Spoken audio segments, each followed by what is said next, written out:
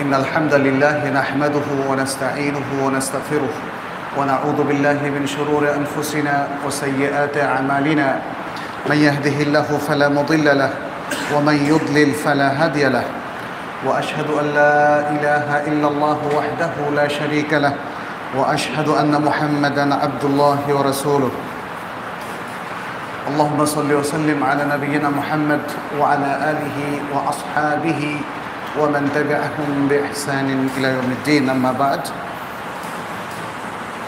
আজকে আমরা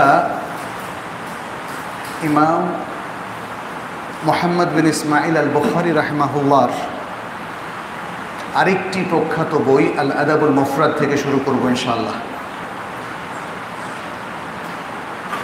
ইমাম মুহাম্মদ বিন ইসমাইল আল বুখারীর লিখিত জগৎ বিখ্যাত যে বই সেটি হচ্ছে আল জামিউল মুসনাদ।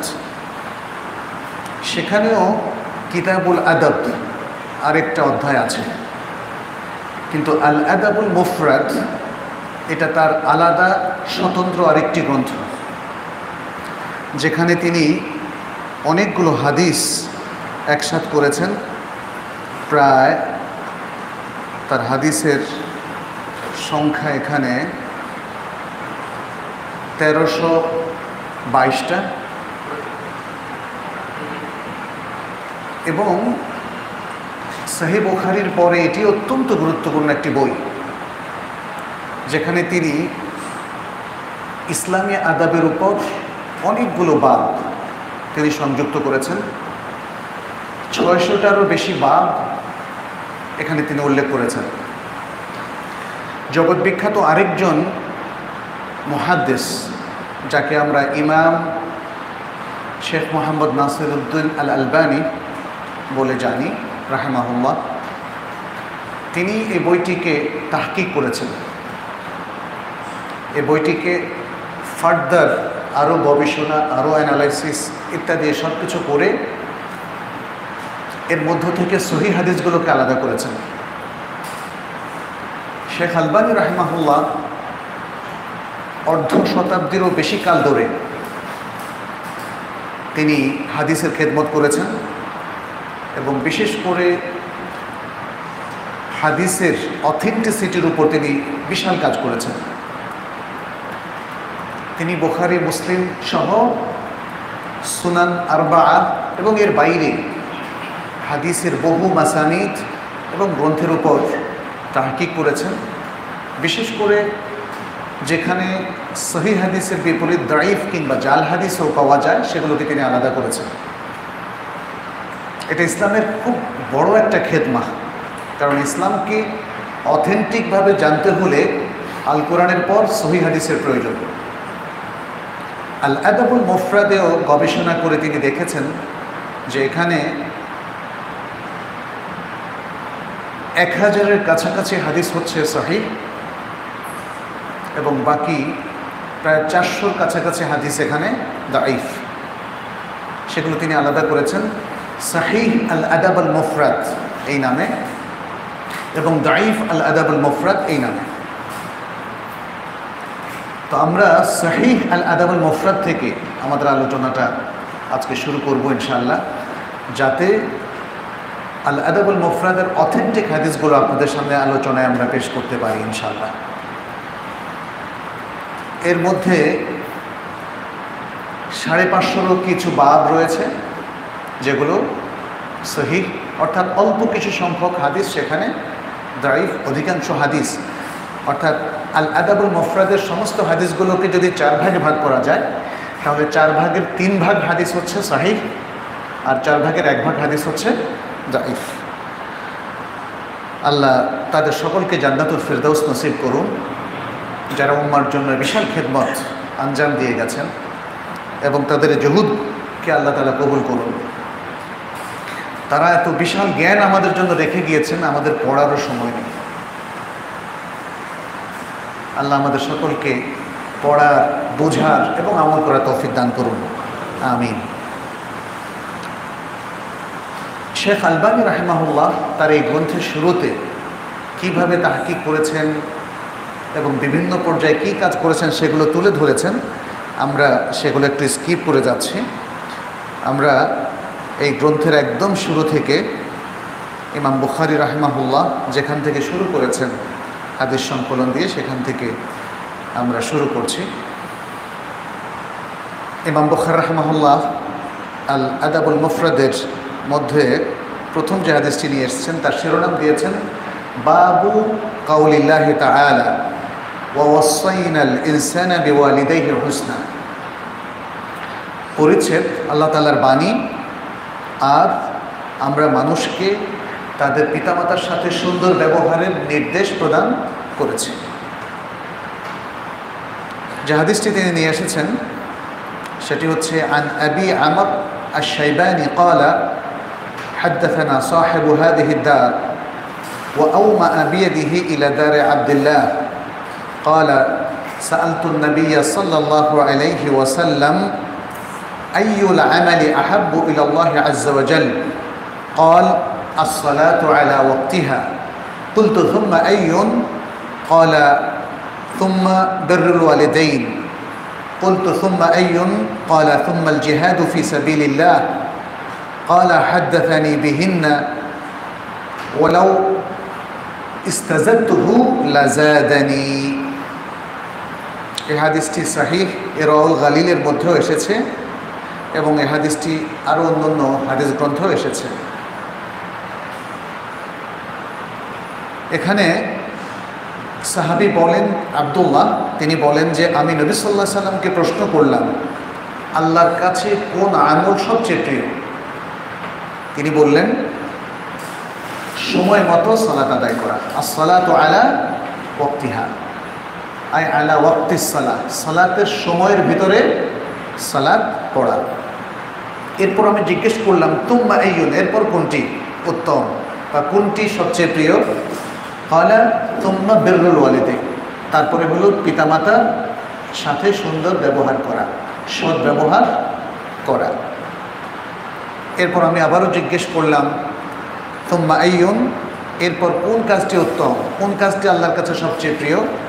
তিনি বললেন তুম্মাল জিহাদু ফি সাবিলিল্লাহ, আল্লাহর পথে জিহাদ করা।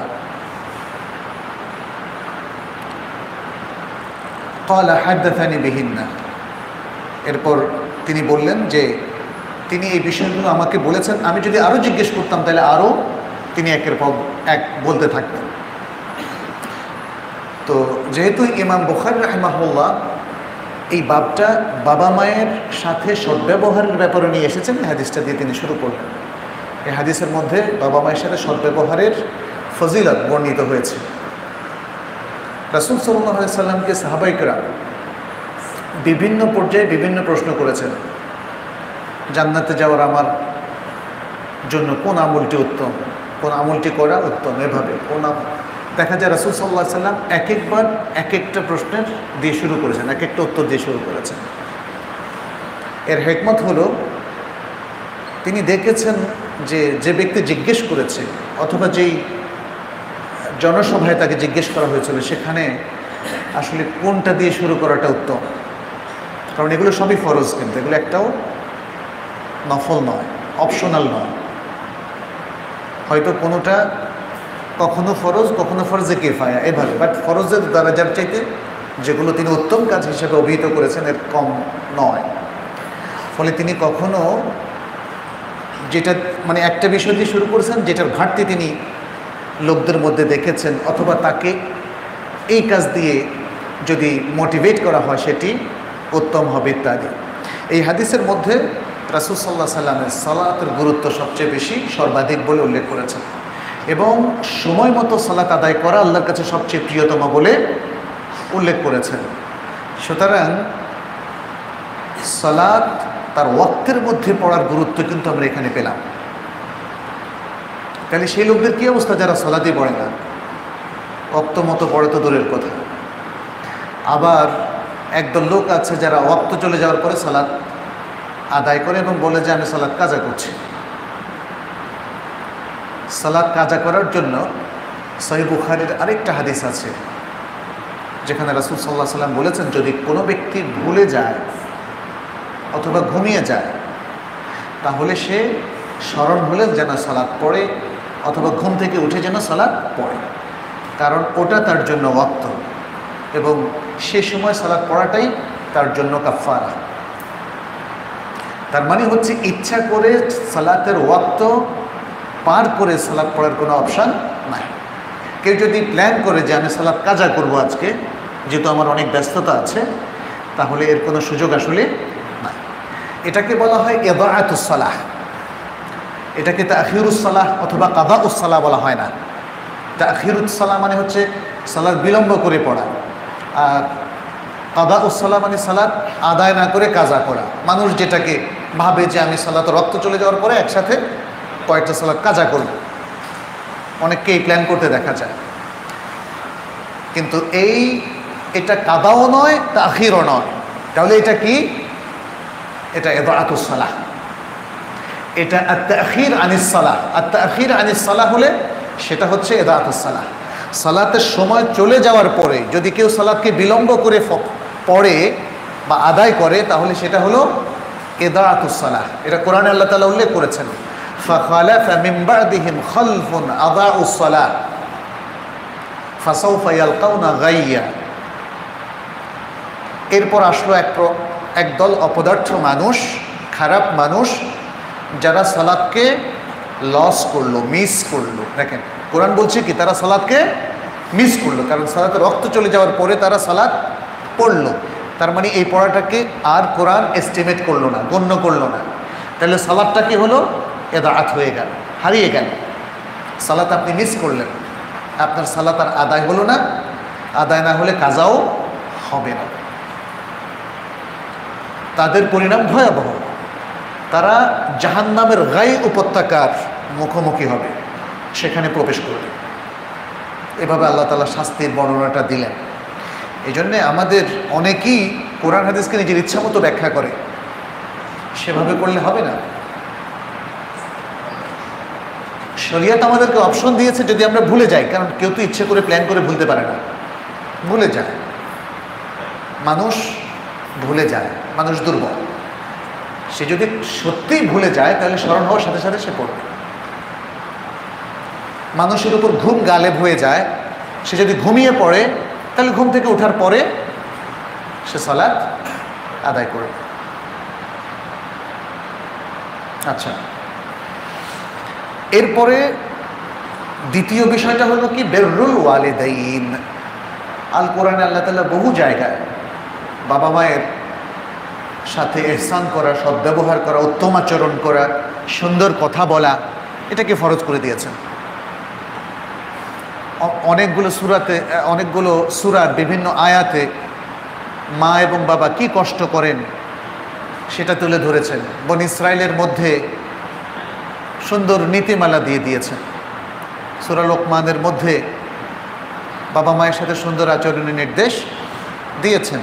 লোকমানের যে অ্যাডভাইস বা উপদেশ, সে উপদেশের মধ্যেও বাবা মায়ের সাথে সুন্দর আচরণের কথা বলা হয়েছে।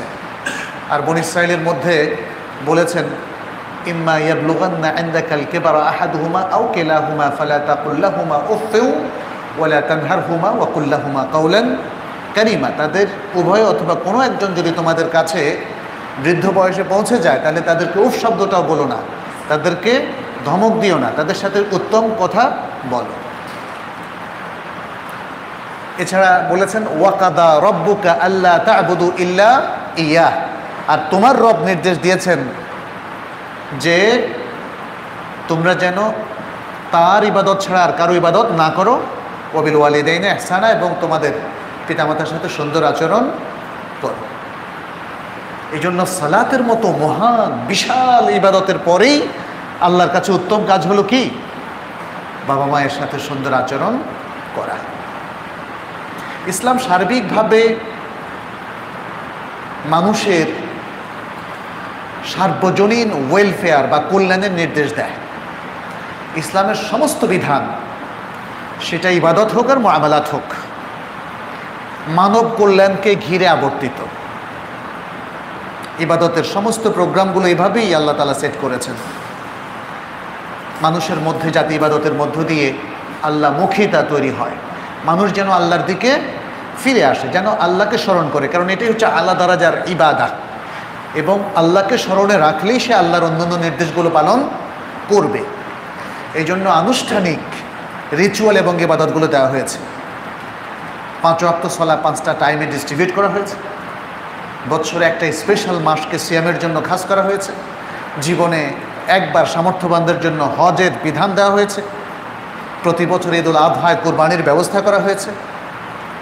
বৎসরে একবার সামর্থ্যবান ব্যক্তি যাদের নেশার পরিমাণ সম্পত্তি আছে অথবা যাদের জমিতে প্রচুর ফসল হয় তাদেরকে নিয়ম অনুযায়ী জাকাতের বিধান আল্লাহ তাআলা ফরজ করে দিয়েছেন, নির্ধারণ করে দিয়েছেন এবং এরও বাইরে আমভাবে দান খয়রাত সাদাকার ব্যবস্থা করে দিয়েছেন। প্রত্যেকটা ইবাদত মুসলিম মাইন্ড তৈরি করে, চিন্তা চেতনাকে তৈরি করে, তার মানস গঠন করে, তার শারীরিক এবং মানসিক প্রবৃদ্ধি সাধন করে এবং এগুলোর মধ্য দিয়ে মানবিক এবং মানবিক মূল্যবোধ এবং মানবিকতার বিকাশ হয়। সালাতের মধ্যে জামাতের সাথে সালাতের যে বিধান মসজিদ ভিত্তিক, এর মধ্য দিয়ে মানুষের সম্পর্ক বাড়ে, দেখা সাক্ষাৎটা হয়, কুশলাদি বিনিময় হয়। জাকাত এবং সাদাকার মধ্য দিয়ে ধনীরা দরিদ্র শ্রেণীর সাথে সুন্দর সম্পর্ক তৈরি করে এবং মানুষের বিপদাপদে তাদেরকে হেল্প করার জন্য এগিয়ে আসে। সুতরাং ইসলামের এই যে আরকানগুলো, এগুলো একটা চমৎকার সায়েন্টিফিক যৌক্তিক ভিত্তির উপরে, কল্যাণের উপর প্রতিষ্ঠিত এবং এই কল্যাণটা দুনিয়ার কল্যাণ আর আখিরাতের কল্যাণ। এটা মানসিক কল্যাণ এবং শারীরিক কল্যাণ, এটা ব্যক্তির কল্যাণ, পারিবারিক কল্যাণ, সামাজিক কল্যাণ, রাষ্ট্রীয় কল্যাণ এবং পারলৌকিক কল্যাণ। এই জন্য ইসলামের এই সব কিছু এত সুন্দরভাবে গ্রথিত এবং গ্রন্থিত, বাট আমাদের এডুকেশন সিস্টেমের মধ্যে এই জিনিসগুলোকে এক্সপোজ করা হচ্ছে না। ফলে মুসলিমদের বিশাল সংখ্যক লোক এই সৌন্দর্যের অনুভূতি এবং জ্ঞানের আলো থেকে বঞ্চিত হয়ে যাচ্ছে। উল্টো ভুল শিক্ষার কারণে আমরা ইসলাম বিরোধী হয়ে যাচ্ছি অনেকে, বা ইসলাম সম্পর্কে ভুল মেসেজগুলো নিচ্ছি। ইসলামের যেমন উত্তরাধিকার সত্ত্ব আছে, ইসলামের বিবাহ প্রথা আছে, ইসলামের তালাকের বিধান আছে, ইসলামে পারিবারিক সম্পর্কের একটা চমৎকার এক্সাম্পল আছে, কিন্তু এই সব কিছুকে যখন ভুলভাবে ব্যাখ্যা করা হয় তখন মানুষের মধ্যে নেগেটিভ মাইন্ডটা তৈরি হয়। যেমন পর্দাপোশিদাকে অবরোধ বাসিনীর সাথে তুলনা করা হয়, স্বামী স্ত্রীর বন্ধনকে স্বাধীনতা ক্ষুণ্ণকারী বলা হয়। ফলে মানুষ এখন ওপেন হয়ে যেতে যাচ্ছে, আসলে মানুষ পাশবিক জীবনের দিকে চলে যাচ্ছে এবং আধুনিক শিক্ষা, তথাকথিত আধুনিক শিক্ষা কিংবা প্রচার মাধ্যমগুলো আমাদের দ্বীনের মৌলিক যে থিম, যে ভিত্তি, যে জ্ঞান, সেগুলো থেকে আমাদেরকে বিচ্ছিন্ন করে ইসলামের মহান সৌন্দর্য থেকে আমাদেরকে দূরে রেখে আমাদের মধ্যে একটা ইসলাম বিরোধী মানসিকতা তৈরি করে দিচ্ছে। ফলে আজকের অনেক মুসলিম দেখবেন ইসলামের অনেকগুলো ইবাদত পরিপালন থেকে দূরে, বরং কৃষ্টি কালচারটা তো আমাদের প্রত্যেকটা জায়গায় আঘাত করছে। আমাদের সন্তানরা আর মা বাবার দেখাশোনা করে না। এই জন্য আল্লাহ রাসূলের পক্ষ থেকে এত স্ট্রং রেকমেন্ডেশন, কারণ একসময় এটা হবে, এটা আল্লাহ জানতেন বলেই এমন সব সুন্দর অ্যাডভাইস আমাদেরকে দিয়েছেন যেন আমরা আবার ফিরে আসি। অবাক লাগে আজকাল বাংলাদেশে বা মুসলিম সোসাইটিগুলোতেও মা দিবস এবং বাবা দিবস পালন করা হয়, হয় না? অথচ যারা এই আয়াতগুলো পড়বে, শুনবে এবং এই হাদিসগুলো পড়বে তাদের জন্য মা দিবসের কোনো প্রয়োজন আছে? কারণ মুসলিমের জন্য প্রতিদিনই তো মা দিবস, বাবা দিবস। সুসন্তান প্রতিদিন তার মা বাবাকে স্মরণ করবে, কারণ আল্লাহ তার নিজের ব্যাপারে যে হক নির্ধারণ করেছেন সে হক পালনের পরেই মানুষের মধ্যে যাদের হককে সবচেয়ে বেশি প্রায়োরিটি দিয়েছেন তারা হচ্ছে মা এবং বাবা। ওয়াকাদা রাব্বুকা আল্লা তা'বুদু ইল্লা ইয়্যাহ। কিন্তু আজকে আমাদের সেই জায়গাটাও কিন্তু নড়বড় হয়ে গিয়েছে। আমাদের মুসলিম সমাজে মা বাবারা এখন বৃদ্ধাশ্রমে থাকেন।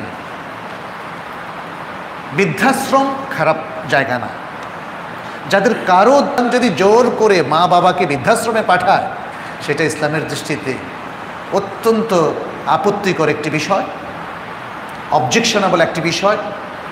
এবং বলা যায় এটা হচ্ছে উকুকুল ওয়ালিদাইন, বাবা মাকে দূরে তাড়িয়ে দেওয়া, বাবা মায়ের সাথে অসৎ ব্যবহার করা, বাবা মাকে তাদের হক থেকে বঞ্চিত করা, এবং এটা হচ্ছে বাবা মায়ের সাথে অবাধ্যতা। সুতরাং এটা হচ্ছে আপনি আমি কিভাবে বাবা মাকে দেখছি, বিহেভ করছি। তাহলে বৃদ্ধাশ্রমে বাবা মায়ের ব্যবস্থা করা বা বৃদ্ধ লোকদের ব্যবস্থা করা অনেক সময় বিশাল সওয়াবের কাজ হতে পারে, আবার অনেক সময় কবিরা গুনাহের কাজও হতে পারে। আল্লাহ আমাদেরকে আকল দিয়েছেন, এই আকল দিয়ে সেটা আমরা সবই বুঝি, তাই না? আমাদের পরিবারভুক্ত আমরা প্রত্যেকেই যখন বাবা মাকে বৃদ্ধাশ্রমে পাঠাই, তখন সেটা কি কবিরা সওয়াব নাকি কবিরা গুনাহ, এটা কিন্তু প্রত্যেক সংশ্লিষ্ট ব্যক্তি টের পেয়ে যায়। আমাদেরকে বুঝতে হবে যে কমন নির্দেশনা কোরআন সুন্নাহ আমাদেরকে দিয়েছে বাবা মায়ের ব্যাপারে, সেটাই আমাদেরকে পরিপালন করতে হবে। এবং তার আলোকেই বাবা মা কোথায় থাকবে, তার জন্য কি ব্যবস্থা করব বা তাদের জন্য কি ব্যবস্থা করব, সেটা নির্ধারিত হবে। রাসূলুল্লাহ সাল্লাল্লাহু আলাইহি ওয়াসাল্লাম বলেছেন, বাবা মায়ের সাথে সুন্দর ব্যবহার করা বা তাদের সাথে সৎ ব্যবহার করা, এটা সালাতের পরের আল্লাহর কাছে অধিকতম প্রিয় কাজ। তাহলে বাবা মায়ের যে হক সন্তানের উপর আছে, তার পজিশনটা কি, তার মর্যাদা কি ইসলামে? আমরা অনেকে মনে করি এটা হচ্ছে বড় সন্তানের উপর একটা হক, দায়িত্ব। যে কোনো পরিবারের বড় সন্তান হলে তার পুরো পরিবারের দায়িত্ব এসে যায়। এবং আল্লাহ সুবহানাল্লাহ একটা ভালো মানসিকতা অনেক সময় বড় ভাইকে দেয়, যে সে তার বাবা মা সহ ছোটো ভাইদের, বোনদের সবারই ব্যবস্থা করে, সেটা ভালো দিক। কিন্তু শরীয়ত কি বলেছে আসলে? এটা শুধু বড় ভাইয়ের উপর ফরজ নয়, এটা সব ভাইয়ের উপরই সমান ফরজ, তাদের সাধ্য অনুযায়ী। বাবা মায়ের দেখাশোনা করা সন্তানদের উপর ফরজ। মেয়ে সন্তানরা যদি সামর্থ্যবান হয়, তাহলে তাদের সামর্থ্য অনুযায়ী এই ফরজিয়াত তারা আদায় করবে। আর যেহেতু সে তার সংসারের অভিভাবক নয়, এই জন্য মেয়েদের সীমাবদ্ধতা ইসলামিক সিস্টেমের মধ্যে অনেক বেশি। ফলে ইসলাম সেটা কনসিডার করে, বিবেচনা করে। যেহেতু তার স্বামী হচ্ছে তার সংসারের প্রধান, এবং স্বামীর অনুমতি ছাড়া সে বাবাকেও ভিজিট করতে পারবে না, ফলে এখানে স্বামীকে সে সেভাবে ম্যানেজ করবে, স্বামীর কনসেন্টটা সে সেভাবে নেবে। এবং এই ধরনের স্বামীরও উচিত, যদি সে প্র্যাকটিসের মুসলিম হয়, স্ত্রীকে রেস্ট্রিক্টেড করে না রাখা। স্ত্রীকে সে যখন তার বাবার কিছু সেবা করতে চায় বা বাবা মায়ের কিছু আর্থিক দৈন্যতা দূর করার জন্য হেল্প করতে চায়, তাহলে স্বামীর উচিত হবে না সেখানে বাধা দেওয়া। ইসলামের এই সুন্দর বিষয়গুলো কিন্তু একটার সাথে আর একটা সম্পর্ক রয়েছে। আর যদি আমি বাধা দেই, তাহলে ইসলাম সেই স্বামীকে ভালো স্বামী বলবে না। কিন্তু আবার at the same time chain of command কিন্তু রক্ষা করতে হবে। কি? স্ত্রী কিন্তু স্বামীর অনুমতি ছাড়া বাবার দিকে যাবে না, বাবার বাড়িতে যাবে না, বাবার দিকে কোনো আর্থিক সাহায্য দিতে পারবে না, যদি সে স্বামীর সংসার থেকে সেটা দিতে চায়। তবে স্ত্রী যদি নিজের অর্জিত সম্পত্তি থেকে তার বাবাকে, মাকে হেল্প করতে চায়, তাহলে স্বামী এখানে বাধা দেওয়ার অধিকার নেই, ইত্যাদি বিষয়গুলো কিন্তু আমরা প্রায় সময় আবেগ দ্বারা নিয়ন্ত্রণ করি। অনেক স্ত্রী বলেন, না, স্বামী আমার বাবার ব্যাপারে কিছু করার অধিকার রাখে না। কিন্তু আপনি যখন দেখবেন যে ইসলামের সিস্টেম হচ্ছে বাবা মা, এই ফ্যামিলিতে অভিভাবককে বাবা, আর স্বামী স্ত্রীর ফ্যামিলিতে অভিভাবককে স্বামী। কিন্তু অভিভাবক মানে স্বেচ্ছাচারী ব্যক্তি নয়। কিন্তু ঠিক যেমন মুসলিম সোসাইটিতে রাষ্ট্রে যিনি কর্ণধার হবেন, তিনিও স্বেচ্ছাচারী ব্যক্তি নন। রাসূল সাল্লাল্লাহু আলাইহি ওয়াসাল্লাম কি স্বেচ্ছাচারী ছিলেন? অবশ্যই না। তিনি যে এক্সাম্পল সেট করেছেন, মানব দরদি, মানুষ দরদি, এর চাইতে সুন্দর কোনো এক্সাম্পল হতে পারে না। বাবা হিসেবে তিনি সবচেয়ে দরদ মাখা আচরণ করতেন। স্বামী হিসাবে তিনি কি ধৈর্যশীল স্বামী, তাই না? সেটা আমরা রাসূল সাল্লাল্লাহু আলাইহি ওয়াসাল্লামের বিবিদের সাথে ইন্টারাকশন থেকে দেখি। তারপরে শিক্ষক হিসাবে তিনি সবচেয়ে বিনয়ী শিক্ষক, সবচেয়ে সুন্দর আদর্শতম শিক্ষক, সব দিক থেকে তিনি এক্সাম্পল ছিলেন। সুতরাং যেহেতু এই বাবটা হচ্ছে বিররুল ওয়ালিদাইনের, সুতরাং এই বিষয়টা নিয়ে আমরা একটু হাইলাইট করছি। আজকের প্রেক্ষাপটে আমাদেরকে পরিবারমুখী চিন্তাটা করতে হবে। আজকের আধুনিক সমাজ ব্যবস্থা পারিবারিক ভাঙনকে ত্বরান্বিত করছে এবং পারিবারিক জাতীয়তার বন্ধন, বাবা মা সন্তান সন্ততি, এই বন্ধনটাকে শিথিল থেকে শিথিলতর করছে এবং এর ফলে মুসলিম সোসাইটি পুরোটাই ক্ষতিগ্রস্ত হচ্ছে। কারণ মুসলিমদের ভিত্তি হচ্ছে পরিবার, সবচেয়ে ছোট্ট ইউনিট হচ্ছে পরিবার। মুসলিম সমাজটা কিন্তু পরিবারের উপরই গড়ে উঠেছে এবং আমাদের শিক্ষা দীক্ষা বলেন, আমাদের এই যে ইবাদত শেখার বিষয়টা পরিবার বিশাল একটা রোল প্লে করছে। মাদ্রাসা থেকে বেশি শিখছে আমাদের সন্তানেরা, আমাদের মুসলিম সন্তানের পরিবার থেকে। মাদ্রাসা যাচ্ছে সে 6 বছর বয়সে, কিন্তু তার আগে সে আল্লাহ সম্পর্কে জানে, সে ইসলামের মেইন রোকনগুলো সম্পর্কে জানে, সে ইমানের মেইন রোকনগুলো সম্পর্কে জানে, অনেক কিছু গুরুত্বপূর্ণ দ্বীনের অনেক বিষয় সে জেনে ফেলে। পরিবার যদি ভেঙে যায় তখন তাদের অবস্থা হবে অনেকটা স্ট্রিট চিলড্রেনের মতো, রাস্তার বাচ্চাদের মতো, যাদের না কোনো মা আছে বাবা আছে, দেখার মতো কেউ নাই, যাদেরকে দেখাশোনা করে এনজিওগুলো। অতএব নানামুখী নানা ধরনের এনজিও আছে, যারা যেভাবে চায় ওই সন্তানদেরকে তারা সেভাবে গড়ে তোলে। এই জন্যই তো রাসূল সাল্লাল্লাহু আলাইহি ওয়াসাল্লাম বলেছেন, মানে বাবা মা ছাড়াও যারাই প্রতিপালন করে তারা যেভাবে চায় সেভাবে আমাদের সন্তানদেরকে তৈরি করে নিতে পারে। বাবা মা যদি চায়, বাবা মা নাসারা হলে সন্তানকে নাসারা করে, বাবা মা ইহুদি হলে সন্তানকে ইহুদি করে, বাবা মা অগ্নিপূজক হলে বা পৌত্তলিক হলে সন্তানকে পৌত্তলিক করে, যদিও সবার জন্ম হচ্ছে ইসলামের উপর। ঠিক তেমনি এনজিওতে বা বিভিন্ন অরফ্যানেজগুলোতে অথবা বিভিন্ন প্রতিষ্ঠানগুলোতে প্রতিষ্ঠানের চিন্তা চেতনার উপরে সন্তানরা গড়ে ওঠে। ইউরোপে যখন মুসলিমদের সন্তানদেরকে এরকম নিয়ে যায় তখন তারাও তাদের মন মানসিকতা সম্পন্ন করেই গড়ে তোলে। অদ্ভুত। সুতরাং মনে রাখতে হবে, যেখানেই থাকুন না কেন মুসলিমদের জন্য পরিবার প্রথা রক্ষা করা খুবই জরুরি। পরিবার প্রথা রক্ষা পেলেই বাবার পজিশনটা রক্ষিত হবে, পরিবার রক্ষিত হলেই মায়ের পজিশনটা রক্ষিত হবে, ভাই বোনের মধ্যের যে সম্পর্ক সেটা থাকবে এবং মিরাজ শরিয়া যেভাবে বন্টন করেছে সেই মিরাজটাও সেভাবে বন্টিত হবে। আজকে দেখা যাচ্ছে যে আমাদের এই বন্ধনটা ধীরে ধীরে দুর্বল হয়ে যাচ্ছে। কোনো ব্যক্তির যখন একমাত্র কন্যা থাকে, আমাকে অনেকে জিজ্ঞেস করেছে তার পুরো সম্পত্তি সে কন্যাকে দিতে পারবে কিনা। তাহলে ভাই যে আপনার রয়ে গেল কয়েকজন, ভাই কি আপনার কি আত্মীয় না? রক্তের সম্পর্ক নেই, তাকে কি আপনি অনাত্মীয় ভাবছেন কেন? আপনার একমাত্র কন্যা যদি অর্ধেক পায়, বাকি অর্ধেক তো আপনার ভাই সহ পেতে পারে। তাদের জন্য কেন আপনার চিন্তা হয় না? তাহলে অন্য অন্য মুসলিম ভাইদের জন্য দরদ কেমনে হবে? নিজের রক্ত সম্পর্কের আপন ভাই, আপন চাচা বা আত্মীয় স্বজন যারা আছেন, আমরা তাদেরকে বঞ্চিত করে চাচ্ছি শুধু ঔরজাত সন্তানের মধ্যেই আমার উত্তরাধিকার সত্ত্ব সীমাবদ্ধ রাখতে। তাহলে পারিবারিক যে বন্ধন, পারিবারিক যে নেটওয়ার্ক, ওটাকে কিন্তু আমরা কার্যত অস্বীকার করছি। আমাদের ভালোবাসা কমে যাচ্ছে, আমাদের মূল্যবোধ কমে যাচ্ছে এবং এইটা এসে আমাদের সবচেয়ে প্রিয়তম ব্যক্তিদেরকেও আসলে হিট করছে। অর্থাৎ বাবা মায়ের প্রতি শ্রদ্ধাবোধ থাকা দরকার, সেটা কমে যাচ্ছে। ওভারঅল ভালোবাসা যদি আপনার ঘাটতি হতে থাকে তাহলে সবখানে টান পড়বে। খাবারে যদি আমরা ধরেন এখানে কতজন, 50 জন আছি, খাবারে টান পড়লে কিন্তু সবারই টান পড়বে। ভালোবাসায় টান পড়লে, শ্রদ্ধায় টান পড়লে, যা আপনার ক্ষেত্রে টান পড়ছে সানা, সমাজের সবার প্রতি আমাদের ভালোবাসায় টান পড়ে যাবে। এটা মনে রাখতে হবে এবং এটাই হচ্ছে।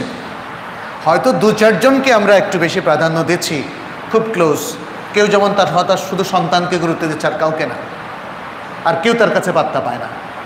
এক দেশদর্শিতা, তার যেখানে অ্যাট্রাকশন, এছাড়া আর কারোর সাথে সে সুন্দর ফেয়ার ব্যবহার করে না। এটা থেকে উঠে আসতে হবে আমাদেরকে। যাই হোক, এরপর রাসূলুল্লাহ সাল্লাল্লাহু আলাইহি সাল্লামকে তিনি জিজ্ঞেস করলেন, এরপর কোনটি? বিররুল ওয়ালিদাইনের পরে আল জিহাদু ফি সাবিলিল্লাহ, আল্লাহর পথে জিহাদ করা। আল্লাহর পথে জিহাদ খুবই ইম্পর্ট্যান্ট একটা বিষয়। এটাকে ইসলামের ষষ্ঠ রুকন বলা হয়েছে। জিহাদের আবিধানিক অর্থ আছে, পারিভাষিক অর্থ আছে, এবং জিহাদের বিভিন্ন স্তর আছে, এবং বিভিন্ন যুগে বিভিন্নভাবে জিহাদের পদ্ধতি পরিবর্তন হয়ে যেতে পারে মাকাসেদে শরিয়ার আলোকে। মাকাসেদে শরিয়ার আলোকে ইসলাম আসলে জিহাদের মাধ্যমে কি চাচ্ছে বলেন তো? Promotion of Islam, ইলাউ কালিমাতিল্লাহ। কি চাচ্ছে? ইলাউ কালিমাতিল্লাহ, লিতাকুনা কালিমাতুল্লাহি হিয়াল উলিয়া, যাতে আল্লাহর কালিমা, আল্লাহর বাণীটাই সবার উপরে থাকে, আল্লাহর বাণীর উপরে আর কোনো কিছু না থাকে। আমরা দীর্ঘ আলোচনা করব না, শুধু সংক্ষেপে বলবো, বিভিন্ন সময় আমরা দেখতে পাচ্ছি বা গবেষণা করলে আমরা দেখতে পাই যে নবী রাসূলদেরকে যে যুগে যেই বিষয়ের প্রতিপত্তি অথবা উৎকর্ষ সাধন হয়েছিল, সে বিষয়ে নবী রাসূলদেরকে মুজিজা দিয়ে, মানে এটাও জিহাদের একটা পার্ট ছিল। কিন্তু মুজিজাও কিন্তু মানে একটা উইপন, এই মুজিজা দিয়ে মানুষকে অক্ষম করে দেওয়া যাতে তারা আল্লাহর দ্বীনের দিকে আসে। তো রাসূল সাল্লাল্লাহু আলাইহি সাল্লাম নানা ধরনের উইপন ব্যবহার করেছেন। যুদ্ধের মধ্যে তিনি যুদ্ধাস্ত্র ব্যবহার করেছেন, কিন্তু যুদ্ধের বাইরে তিনি আখলাককে ব্যবহার করেছেন, তিনি তাওহীদে আকীদাকে ব্যবহার করেছেন, তিনি ঈমানি শক্তিকে ব্যবহার করেছেন, তিনি ইলমকে ব্যবহার করেছেন, তিনি দাওয়াতি কার্যক্রমকে ব্যবহার করেছেন। কারণ ইসলাম প্রমোশন শুধু যুদ্ধের মাধ্যমে হয় না, শুধু গায়ের জোরে হয় না। ইসলামের প্রমোশন যখন যেটার প্রয়োজন এবং বুদ্ধিবৃত্তিক প্রয়োজন তার আলোকেই হয়। এই জন্য ইসলামের জয়যাত্রা যখন থেকে ইসলামের বাণী রাসূল সাল্লাল্লাহু আলাইহি সাল্লামের উপর ইকরা নাজিলের মধ্য দিয়ে শুরু হলো, তখন থেকে শুরু হয়েছে। কিন্তু আমরা মক্কার জীবনে কোনো যুদ্ধ দেখিনি। তখন ইলমের প্রচার প্রসার, দাওয়াতের প্রচার প্রসার, এই ধরনের কার্যক্রমের মধ্যেই চলেছিল। এবং মক্কা অবতীর্ণ একটা আয়াত আছে,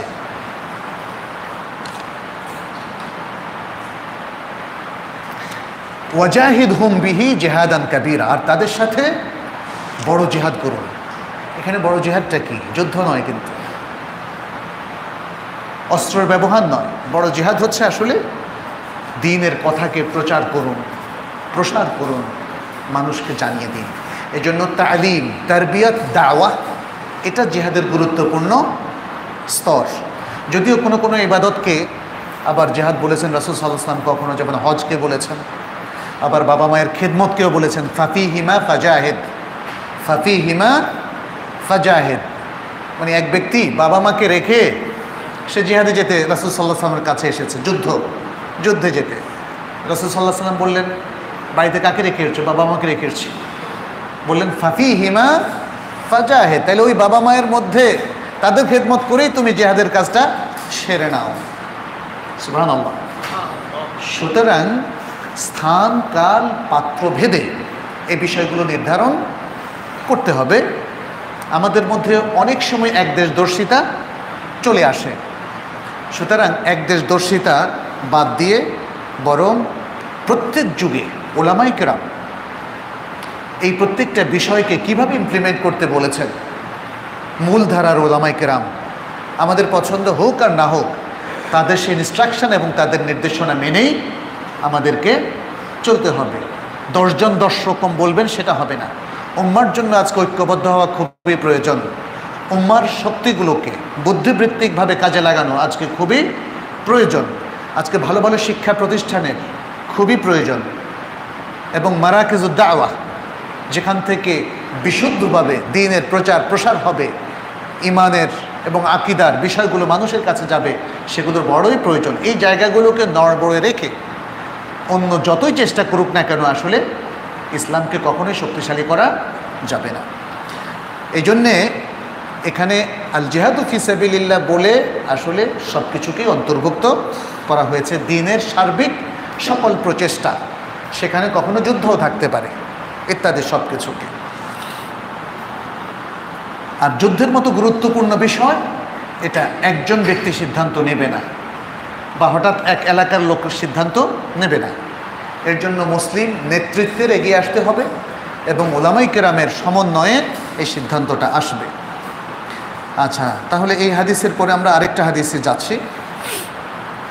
আব্দুল্লাহ ইবনে উমর রাদিয়াল্লাহু তাআলা আনহু থেকে এই দ্বিতীয় হাদিসটিও বর্ণিত আছে।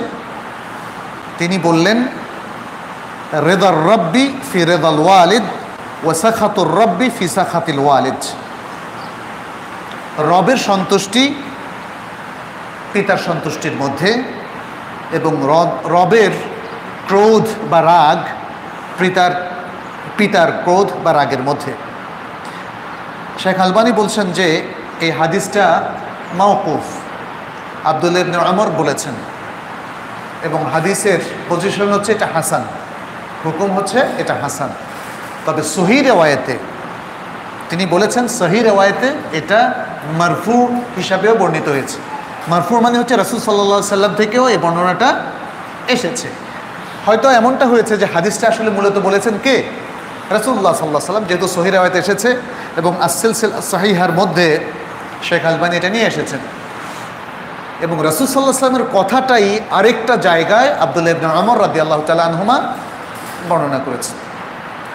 যখন তিনি রাসূল সাল্লাল্লাহু আলাইহি সাল্লামের সনদটা ব্যবহার করেননি যে রাসূল সাল্লাল্লাহু আলাইহি সাল্লাম বলেছেন, তখন এটা মাওকুফ হয়ে গেল। যখন সাহাবী কোনো কথা বলেন তখন সেটা হলো মাওকুফ। আর যখন সাহাবী বলেন যে আমি রাসূল সাল্লাল্লাহু আলাইহি সাল্লাম থেকে বলতে শুনেছি, অথবা রাসূল সাল্লাল্লাহু আলাইহি সাল্লাম বলেছেন, অথবা রাসূল সাল্লাল্লাহু আলাইহি সাল্লাম আমাকে বলেছেন, তাহলে সেটা হলো মারফু। বাবু বিররিল বাবু বিররিল মায়ের সাথে সদ্ব্যবহার বা মায়ের সাথে সুন্দর আচরণ, এটা হলো আরেকটা বাব এবং 3 নম্বর হাদিস। عن بهز بن حكيم عن أبيه عن جده قلت يا رسول الله من أبر؟ قال أمك. قلت من أبر؟ قال أمك. قلت من أبر؟ قال أمك. قلت من أبر؟ قال أباك. قال আবার বলছি হাদিসটা, قلت يا رسول الله من أبر؟ قال أمك. قلت من أبر؟ قال أمك. قلت من أبر؟ قال أمك. قلت من أبر؟ قال أباك. ثم الأقرب فالأقرب। এই হাদিসটা আবু হুরায়রা রাদিয়াল্লাহু তাআলা আনহু থেকে সহিহভাবে বর্ণিত হয়েছে, যেখানে তিনি রাসূল সাল্লাল্লাহু আলাইহি সাল্লামকে জিজ্ঞেস করেছিলেন, মান আহাব্বুন নাসি ইলাইয়া বিহুসনি মুআশারাতি অথবা বিহুসনি সুহবাতি, যে আমার সুন্দর জীবন যাপনের জন্য কোন ব্যক্তি সবচেয়ে প্রিয়, সবচেয়ে বেশি হকদার। মান আহাব্বুন নাসি বিহুসনি সাহাবাতি। তো যাই হোক, এখানে বাহাস ইবনে হাকিম তার বাবা থেকে এবং তার বাবা তার দাদা থেকে বর্ণনা করছেন যে আমি রাসূল সাল্লাল্লাহু আলাইহি ওয়াসাল্লামকে জিজ্ঞেস করলাম যে আমি কাকে বা কার সাথে সুন্দর আচরণ করব, আমি কার সাথে সুন্দর আচরণ করব? বলে তোমার মায়ের সাথে। তারপর কার সাথে সুন্দর আচরণ করব? তোমার মায়ের সাথে। তারপর কার সাথে সুন্দর আচরণ করব? তোমার মায়ের সাথে। তারপর কার সাথে? তোমার বাবার সাথে। এরপরে বলে দিলেন তুম্মাল আকরাব ফাল আকরাব, তারপর যে তোমার সবচেয়ে কাছের মানুষ তাকে তুমি সেভাবে সুন্দর আচরণ করবে। যেমন হতে পারে যেমন ভাই অথবা দাদা। দাদা এবং ভাইকে ইসলাম একই পজিশনে রেখেছে, তবে মুরব্বিয়ানার দিক থেকে বা বয়সের দিক থেকে দাদা প্রাধান্য পাবে। এভাবে চাচা, মানে এক একটা লেভেল, আসাবার যে স্তরগুলো আছে এখানেই কে সবচেয়ে ক্লোজ সেটা নির্ধারিত হয়। এই ক্লোজনেসের ভিত্তিতে বা কে কত কাছাকাছি তার ভিত্তিতে সে আমার কাছে সুন্দর ব্যবহারের অধিকার রাখে এবং আমার সম্পত্তির অধিকার রাখে। যে আমার সবচেয়ে ক্লোজ তিনি থাকলে তিনি আগে পাবেন, তারপরে আসাবা আর পাবেন না। এই জন্য ছেলে থাকলে, বাবা থাকলে ভাই আর কোনো সম্পত্তি পাবে না। কিন্তু ছেলে এবং বাবা না থাকলে তাহলে ভাই পাবে, দাদা থাকলেও ভাই পাবে। এভাবে শরিয়াত আত্মীয়তার সম্পর্ককে সাজিয়েছে, সেটা আমাদেরকে জেনে নিতে হবে। মানিল আকরাব ফাল আকরাব, কে আমাদের সবচেয়ে ক্লোজ, তারপরে কে, তারপরে কে, এই বিষয়গুলো। এখানে দেখা যাচ্ছে যে মাকে প্রথমে উল্লেখ করা হলো, প্রায়োরিটি দেওয়া হলো, এবং প্রথম 3 বারই মাকে প্রায়োরিটি দেওয়া হলো। তাহলে বোঝা গেল যে ইসলাম আসলে নারীদেরকেই বেশি মর্যাদা দিয়েছে। বাবা এবং মায়ের মধ্যে কার মর্যাদা বেশি? মায়ের মর্যাদা বেশি। কিন্তু এখানেও দেখেন ইসলাম বিরোধী যে প্রচার মাধ্যমগুলো আছে তারা এক্সপোজ করছে অন্যভাবে অন্যটাকে। একজন লোক মারা গেলে তার যদি ছেলে থাকে, মেয়ে থাকে, তখন ছেলে ডাবল মেয়ে অর্ধেক, এটাকে এক্সপোজ করছে। ওটার পেছনে কি উইজডম আছে এবং ইসলামের যে মানে সোশ্যালাইজেশন অথবা সোশ্যাল রিলেশন এবং সোশ্যাল রেসপন্সিবিলিটি, তার ভিত্তিতে মিরাসের বন্টনটা হয়েছে সেটা কিন্তু সে হাইলাইট করছে না। আবার আরেকটা জিনিস, বাবা মাও যখন একত্রে মিরাস পায় তখন বলে বাবা মায়ের প্রত্যেকের জন্য 6 ভাগের 1 ভাগ থাকে। বাবা মায়ের প্রত্যেকের জন্য 6 ভাগের 1 ভাগ থাকে, অথচ বাবা মা কি স্বামী স্ত্রী। তাহলে কোনো কোনো অবস্থায় দেখা যাচ্ছে বাবাও 6 ভাগের 1 ভাগ, মাও 6 ভাগের 1 ভাগ। তাহলে তো এই যে ইকুয়ালিটি, মানে ইকুয়ালিটি যেটা সাম্য, এটা কিন্তু আর কেউ দেখাচ্ছে না, এক্সপোজ করছে না। আর সব জায়গায় সবাই সমান হবে এটা তো হতে পারে না। আল্লাহ তো সবাইকে সমান মেধা দেন নাই। আবার সমাজের সব পেশাজীবীরা তো সমান বেতনও পায় না। দেখবেন যে বেশি বয়স্ক লোক কম বেতন পাচ্ছে, কম বয়স্ক লোক বেশি বেতন পাচ্ছে। তাহলে এগুলোকেও কি আপনি অসাম্য বলবেন? এগুলোকে তো আপনি অসাম্য বলছেন না। এটা হচ্ছে আসলে আমাদের ব্রেনকে নিয়ে একদল লোক খেলা করছে আর আমরাও তাদের সাথে উঠবস করছি। ইসলামের উইজডমটা বুঝতে হবে আমাদেরকে। ইসলাম কখনোই নারীত্বের অবমাননা করেনি এবং নারীত্বকে খাটো করেনি, বরং নারীর সবচেয়ে বড় পরিচয় তারা হলো মায়ের জাত, এবং মায়ের হক বাবার হকের চাইতে 3 গুণ বেশি। এবং এই জন্যই রাসূল সাল্লাল্লাহু আলাইহি ওয়াসাল্লাম 3 বার উল্লেখ করলেন। এরপরে আত্মীয়দের হক। মোটামুটি এই হচ্ছে এই হাদিসের ব্যাখ্যা। আমরা আরেকটা হাদিস বলে আলোচনা শেষ করব। عن ابن عباس أنه أتاه رجل فقال إني خطبت امرأة فأبت أن تنكحني وخطبها غيري فأحبت أن تنكحه فغرت عليها فقتلتها فهل لي من توبة؟ قال أمك حية؟ قال لا. قال تب إلى الله عز وجل وتقرب إليه ما استطعت. قال عطاء ابن يسار فذهبت فسألت ابن عباس لما سألته عن حياة أمه؟ فقال إني لا أعلم عملا أقرب إلى الله عز وجل من بر الوالدة. আচ্ছা, ইবনে আব্বাস থেকে এই হাদিসটা বর্ণিত যে তার কাছে একজন ব্যক্তি আসলেন, ইবনে আব্বাসের কাছে একজন ব্যক্তি আসলেন, মুসলিম ব্যক্তি আসলেন এবং জিজ্ঞেস করলেন, মানে তাকে বললেন যে আমি একজন মহিলাকে বিবাহের পয়গাম দিয়েছিলাম, কিন্তু সে আমাকে বিবাহ করতে অস্বীকার করল। এরপর ওই মহিলাকে আমি ছাড়া আরেকজন ব্যক্তি বিবাহের পয়গাম দিল এবং তখন মহিলা সেই ব্যক্তিকে বিবাহ করার জন্য খুবই আগ্রহী হলো। এতে আমি খুব ক্ষেপে গেলাম, আমার রাগ হলো, আমি তাকে মেরে ফেললাম। ফাকাতালতু, আমি তাকে হত্যা করলাম। এখন আমার কি কোনো তওবা হবে? আমি তো অনেক বড় অপরাধ করে ফেলেছি, আমার কি কোনো তওবা আছে? তওবার কোনো সুযোগ আছে? তখন ইবনে আব্বাস তাকে প্রশ্ন করলেন, ইবনে আব্বাস রাদিয়াল্লাহু তাআলা আনহু প্রশ্ন করলেন, তোমার মা কি জীবিত আছে? সে বলল যে না। ইবনে আব্বাস তখন তাকে বললেন, তুমি আল্লাহর কাছে তওবা করো এবং তোমার সাধ্য অনুযায়ী আল্লাহর নৈকট্য অর্জন করো, বিভিন্ন ইবাদতের মাধ্যমে আল্লাহর নৈকট্য অর্জন করো। আতা ইবনে ইয়াসার, যিনি এই হাদিসের একজন রাভি, সানাদের মধ্যে আছেন, তিনি বললেন, আমি ইবনে আব্বাসের কাছে গিয়ে তাকে জিজ্ঞেস করলাম, আপনি ওই ব্যক্তিকে তার মা জীবিত আছে কিনা কেন জিজ্ঞেস করেছেন? ইবনে আব্বাস বললেন যে আমি মায়ের সেবার চাইতে আল্লাহর নৈকট্য অর্জনের মতো, মানে এত বেশি নৈকট্য অর্জন করার মতো আর কোনো আমল আছে বলে জানি না। সেই জন্য তাকে প্রশ্ন করেছি, সে যে মহা অপরাধটা করেছে সেটা মায়ের সেবা করে হয়তো সে এটা রিকভারি দিতে পারে, এই জন্য তাকে আমি জিজ্ঞেস করেছি। সুবহানাল্লাহ।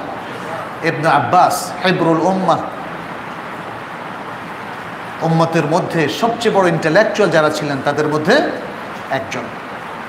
অতএব তিনি যেটা জেনেছেন সেটা অথেন্টিকভাবেই জেনেছেন, সেটা কোরআন এবং হাদিস থেকেই জেনেছেন। মায়ের সেবা, মনে রাখবেন আমরা অনেকেই গাফেল, মাকে হারানোর পরে আর সেবা করার সুযোগ হবে না, তখন কাঁদতে হবে আমাদের অনেক।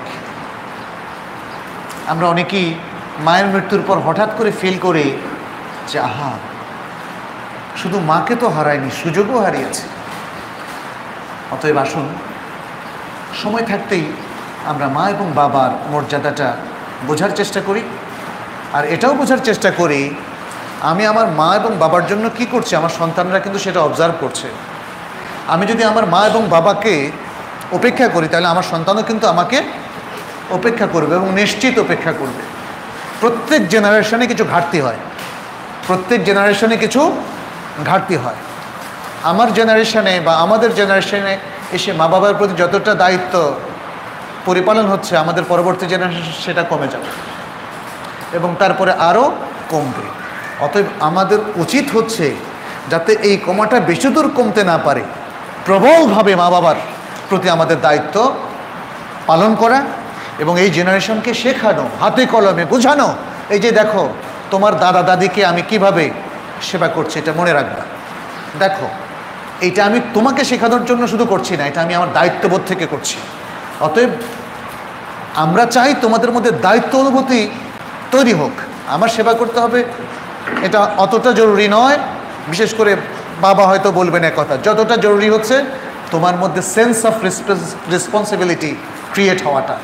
আজকে আমাদের মুসলিমদের সবচেয়ে বড় প্রবলেম হচ্ছে এই সেন্সটা কমে যাওয়া। সালাত পড়ছে না কারণ সালাত পড়ার সেন্সটা তার তৈরি হয় নাই। সমাজের অন্য নাগরিকদের প্রতি আমরা শ্রদ্ধাবোধ রাখছি না, কারণ আমাদের যে শ্রদ্ধাবোধ রাখাটা ওয়াজিব সেটা ভুলে যাচ্ছি। উল্টো আমরা আচরণ খারাপ করছি, আক্রমণাত্মক হচ্ছি, গালিগালাজ করছি ইত্যাদি। সোশ্যাল নেটওয়ার্ককে আমরা ইউজ করছি আনসোশ্যাল হওয়ার জন্য। এইভাবেই চলছে আমাদের মধ্যে। অতএব আমি আশা করব যে আপনারা আল আদাবুল মুফরাদ চাইলে আগাম পড়ে নিতে পারেন।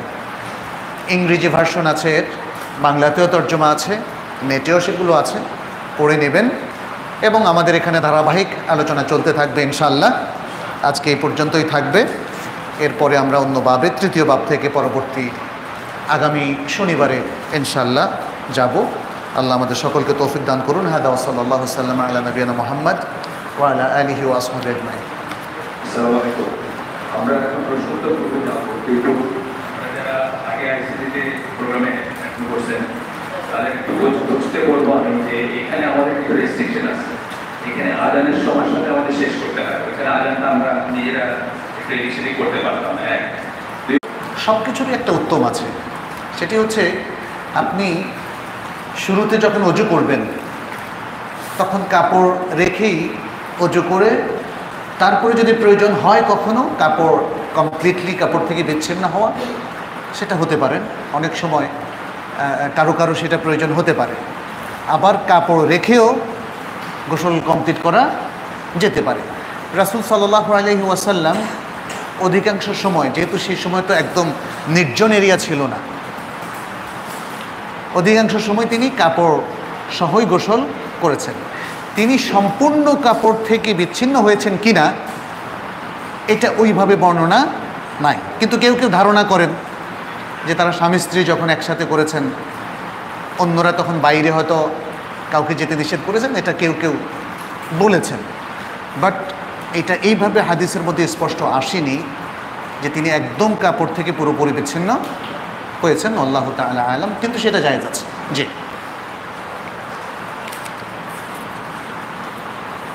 কোনো অনুষ্ঠানে যদি গান বাজনা হয় তাহলে ওই অনুষ্ঠানের শুরুতে কোরআন তেলাওয়াত করা যাবে কি? যেমন বিদ্যালয় সাপ্তাহিক সমাবেশ শুরু হয় কোরআন, যারা এই ধরনের অনুষ্ঠানগুলো করে থাকেন, প্রশ্নটা কি তাদের পক্ষ থেকে?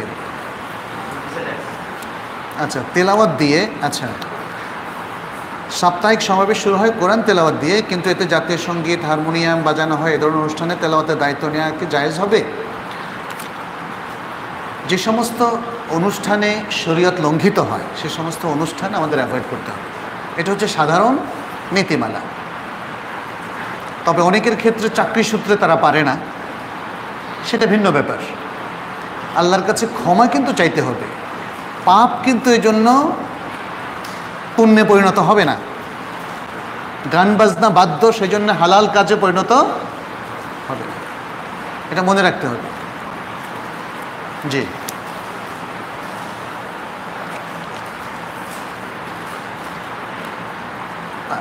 একটি প্রশ্নের উত্তর জানতে চাই। অনেকে বলে মানুষের শরীর বানাইয়াছে ফেরেশতারা আর মাথা ও মুখমণ্ডল বানাইয়াছে আল্লাহ নিজ হাতে, এই কথার কোরআন হাদিসে কোনো দলিল আছে কি?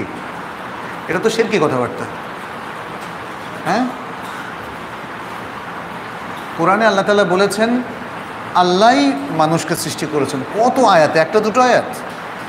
আল্লাহু খালিকু কুল্লি শাই, সব কিছুর স্রষ্টা কে? আল্লাহ।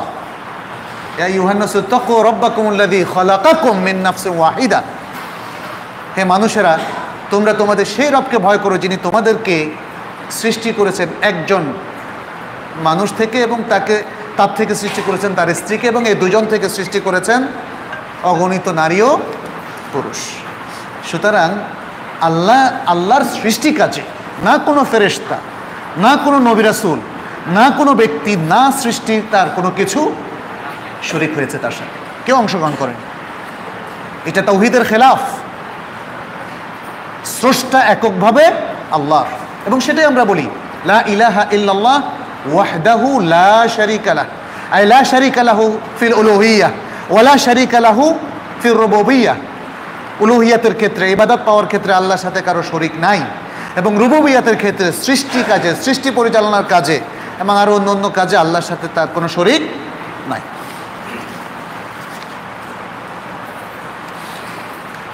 পরিবারে দাওয়াত দেওয়ার ইফেক্টিভ পদ্ধতি কি? ইসলামিক জ্ঞান পরিপূর্ণ না থাকার কারণে কেউ যদি ঈমান চলে যায় এ সকল কথা বলে, তাহলে কি তার ঈমান চলে যাবে? যেমন সুন্নাহ নিয়ে হাসি তামাশা করা। পরিবারে দাওয়াত দেওয়ার ইফেক্টিভ পদ্ধতি, এটা প্রাথমিকভাবে নিজেকেই চিন্তা করতে হবে যে কীভাবে দেওয়া যায়। তবে সবচেয়ে উত্তম পদ্ধতি হচ্ছে পরিবারের কাছে গ্রহণযোগ্য হওয়া। যেই স্বামীকে স্ত্রী দেখতেই পারে না, বদমেজাজি, কথায় কথায় পিটায় স্ত্রীকে, তো ওই স্বামী কি স্ত্রীর কাছে দাওয়াতি কাজ করতে পারবে? যেই বাবা সন্তানদের দেখলেই খালি গালিগালাজ করে অথবা একটা দুটো চটকানি দিয়ে বসায় দেয়, বাবার কাছে পোলাপান ঘেঁষতেই পারে না, একদিন হঠাৎ করে একটা ওয়াজ করে আইসা যদি বলে যে বাবারা তোরা নামাজ পড়িস ঠিক মতো, তখন বলে যে না আজকে নামাজ পড়বো না, আরেকদিন পড়তাম আজকে পড়বো না, কারণ বাবা বলছে, মানে এই বাবা ভালো না। তাহলে পরিবারের কাছে রোল মডেল হতে হবে, প্রিয় মানুষ হতে হবে। মানুষ যখন কারো কাছে প্রিয় হয়, প্রিয় মানুষটা যদি ভুল পথেও চালায় সে চলে। বুঝতে পেরেছেন? এটা হলো সবচেয়ে ইফেক্টিভ পদ্ধতি। তবে এর পাশাপাশি আরও ইফেক্টিভ হচ্ছে আপনি প্রিয় মানুষ হওয়ার সাথে সাথে জ্ঞানী মানুষও হতে হবে। কারণ দাওয়াত দিতে গিয়ে যদি তাকে মিসগাইড করে ফেলেন তাহলে তো মুশকিল। পীরের মুরিদ যদি বানায় ফেলেন মুশকিল। ও আচ্ছা, সেকেন্ড কোশ্চেনটা, ঈমান চলে যায় এরকম কথাবার্তা যদি কেউ বলে তাহলে ঈমান কেমনে থাকে আপনি বলেন? ঈমান চলে যাওয়ার কথাবার্তা বললে ইমান চলেই যাবে, তাকে আবার ইমানদার হতে হবে, তওবা করে ইমানে ঢুকতে হবে। সেটা সে মনে মনে বলুক, অথবা সেটা সে কারোর সাথে বলুক, অথবা সেটা সে ফেসবুকে লিখুক, অথবা যে কোনোভাবে, মানে যে কোনো ফরম্যাটেই সে এরকম ইমান বিরোধী কোনো কথা বা কাজে প্রকাশ্যে অথবা গোপনে যদি লিপ্ত হয়, তাহলে তার ইমান থাকবে না। কারণ কোরআনে আল্লাহ তাআলা এটা বহুবার বলে দিয়েছেন, নবী রাসূল সবাইকে বলেছেন একটা কথা, কি? লা ইন আশরাকতা লা ইয়াহবাতান্না আমালুকা ওয়া লা তাকুনান্না মিনাল খাসিরিন। যদি তুমি শিরক করো তাহলে তোমার সমস্ত আমল বাতিল হবে আর তুমি আখিরাতে ক্ষতিগ্রস্তদের অন্তর্ভুক্ত হয়ে যাবে। তবে ঈমান যাওয়ার পরে আবার ঈমানে আসার সুযোগ আছে, ইসলামে আছে। তওবা করে আবার আপনি ইসলামে পরিপূর্ণভাবে দাখিল হয়ে যাবেন, যেটা হয়তো অন্য অন্য অনেক ধর্মে নাই। অনেক ধর্ম থেকে বের হওয়া যায়, ঢোকা যায় না, কিন্তু ইসলামে যদি কেউ কারো প্ররোচনায় মুরতাদ হয়ে যায়, আবার ঢোকার সুযোগ আছে। বরং ঢোকার জন্যই তাকে উদ্বুদ্ধ করতে হবে মুসলিম কমিউনিটিকে। মুসলিম কমিউনিটি যেমন কেউ যদি ভুল কথা বলে ফেলে, মুরতাদ হওয়ার মতো কথা বলে ফেলে বা খারাপ কিছু বলে ফেলে, তখন তাকে কিন্তু সুযোগ দেওয়ার পক্ষে, তাকে 3 দিন পর্যন্ত সুযোগ দেওয়ার পক্ষে, তাকে বোঝানো হবে, তার উপর হুজ্জত কায়েম করা হবে, তাকে কনভিন্স করার চেষ্টা করা হবে ইন্টেলেকচুয়ালি, যাতে সে ফিরে আসে। আর সুন্নাহ নিয়ে হাসি তামাশা করা, কোরআনের কোনো আয়াত নিয়ে হাসি তামাশা করা, এটা তো কোরআনের স্পষ্ট আয়াতই বলছে এটা কুফরি। কাদ কাফারতুম বাদা ঈমানিকুম, বলো আল্লাহর সাথে, আল্লাহ রাসূলের সাথে, আল্লাহর আয়াত নিয়ে কি তোমরা হাসি তামাশা করছো? কাদ কাফারতুম বাদা ঈমানিকুম, তোমরা তোমাদের ঈমানের পরে কুফরি করে ফেলেছো। অনেক বয়সে কেউ জানলো যে তার নামটা অশুদ্ধ, যেমন আব্দুল আলী, তার করণীয় কি? তার পাসপোর্টে বা আইডি সবই এই নামে, তার করণীয় হচ্ছে নামটা পাল্টে ফেলা। নামটা সে সবচেয়ে ভালো হচ্ছে, নামটা যদি খুবই আপত্তিজনক হয় তাহলে নামটা সে সবখান থেকেই পাল্টে ফেলবে। সম্ভব না হলে, যেটা আপনার সম্ভব না, সেটা তো আল্লাহ মাফ করে দিবে। ফামান ইত্তুররা গায়রা বাগিন ওয়ালা আদিন ফালা ইসমা আলাইহি, ইচ্ছার বিরুদ্ধে বাধ্য হয়ে যদি কোনো পাপ কেউ করে বসে, তাহলে সেটা তার জন্য ক্ষমা, ফালা ইসমা আলাইহি, তার কোনো পাপ হবে না। এছাড়া রাসূল সাল্লাল্লাহু আলাইহি ওয়াসাল্লাম বলেছেন, ইন্নাল্লাহা তাজাওয়াজা লি উম্মতি আনিল খাতা'i ওয়ান নিসয়ান ওয়া মাসতুকরিহু আলাইহি, নিশ্চয়ই আল্লাহ তাআলা আমার উম্মতের লোকদেরকে ক্ষমা করে দিয়েছেন যেটা সে মন থেকে ভুলে যায়, অথবা মিস্টেক করে ফেলে, ভুল করে ফেলে, অথবা যেটা করতে সে বাধ্য হয়। তাহলে এই ভুলগুলো আল্লাহ ক্ষমা করে দিবেন, ভুলের পাপগুলো। কিন্তু মনে রাখবেন, ভুলের পাপ ক্ষমা হয়, ভুল কিন্তু সমাজে স্বীকৃত কাজ হিসেবে আর গণ্য হবে না। ভুল ভুলই থাকি যাবে, কিন্তু আপনার ওই রিজনগুলোর কারণে, খাতা, নেসিয়ান এবং বাধ্য হওয়ার কারণে আপনার ভুলের পাপটা ক্ষমা হবে। অতএব আব্দুল আলী বা আব্দুল মাতলুব এই নামগুলো আর শুদ্ধ হবে না। আপনার বাধ্যবাধকতার কারণে আল্লাহ আপনাকে পাপ থেকে মুক্তি দেবে, কিন্তু নামগুলো আর শুদ্ধ বলে বিবেচিত হবে না। আমার এক কলিগ আবু বকর রাদিয়াল্লাহু তাআলা আনহু, ওমর রাদিয়াল্লাহু তাআলা আনহু, আয়েশা রাদিয়াল্লাহু তাআলা আনহা, হাফসা রাদিয়াল্লাহু তাআলা আনহা, আবু হুরায়রা রাদিয়াল্লাহু তাআলা আনহাকে গালি দেয়, কাফের বলে। তাকে কি কাফের বললে আমি গুনাহগার হব? সাহাবাদেরকে গালি দেওয়া এটা দালালাত, কবিরা গুনার সর্বশ্রেষ্ঠ পর্যায়ে। কিন্তু আপনি তাদেরকে কাফের বলবেন কিসের ভিত্তিতে? এটা বুঝতে হবে।